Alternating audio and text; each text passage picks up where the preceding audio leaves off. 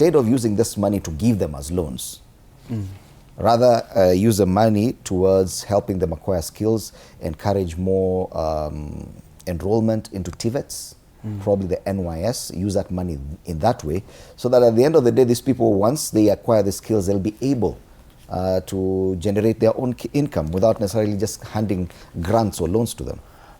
Fred, I'm going to disagree with both of my brothers this morning.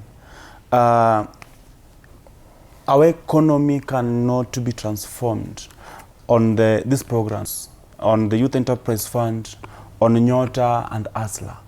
The living standard today in the country is very hard.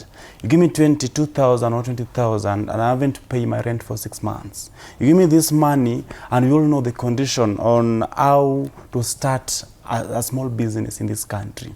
You give me this money and you give and it lands in my M-Pesa with a Fuliza. So to me, these ones they look like handout. As he was putting it, that we are investing heavily on human capital. We expect that human capital, where do we go? Where are we going to deposit them next? After going through the university or the college, then you again pump another cash into my life to train me again on how to start a business. Is it even making sense? It's not for me, it's not making sense. Today, I'll ask my brother from UDA that they have been in power. And I think they were there then even in Jubilee. We have not industrialized our economy. I think today you'll agree with me here that a number of industries, a number of factories in this country have shut down. Where are we going to create these jobs? We can't create jobs on giving news the Nyota or the 20,000 as he puts it. It's not about the region, but it's about the living condition and standard that today the country is in. It's not about it, it's not about Mount Kenya. It's not about Nairobi, neither is it about Mombasa or Kisumu. It is about how is the life of the youth today is. We have seen at some point, and I think in this studio at some point, we have heard it and seen it on your news, that there are so many young people who have decided at some point to cut their life short because the living standard is very hard for them. You have a young family and then they are going to entrust with less than 30,000 to start a business. Itakuwa ngumu ndugu yangu. Ya pili yenye pia ni muhimu.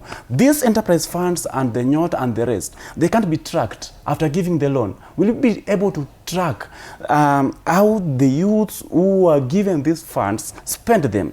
A good example is ASLA fund. I think CS Oparanya have been struggling for us to have the repay of the ASLA fund. But if you look at the allocation this year again, we have another allocation on the ASLA fund.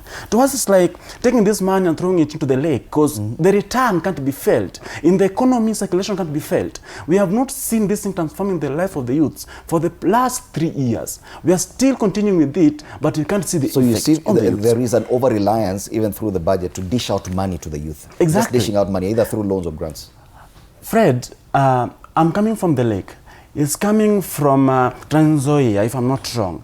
We don't have a proper value addition to the fish today. We still expect the fishermen, those around the lake, to live the same way they were living in 1990s. In the same case we're having with the maize growing people. They only expect it to be to collect the maize at the silos, which to us is so unfortunate. What are we doing on the value addition? What are we doing in industrializing our economy? What are we doing to create jobs? During Kibaki it happened, and I think that gave us 100% turnover on our economy. You can't transform and create jobs on handout. To me, I see ASLA fund, Nyota, and Youth Enterprise at some point as I'll put it as they cannot be sustained. Neither can they be tracked. Fred, can we sustain? Allow me to take an update from Nakuru. Can we sustain alleviating job creation through handouts? Because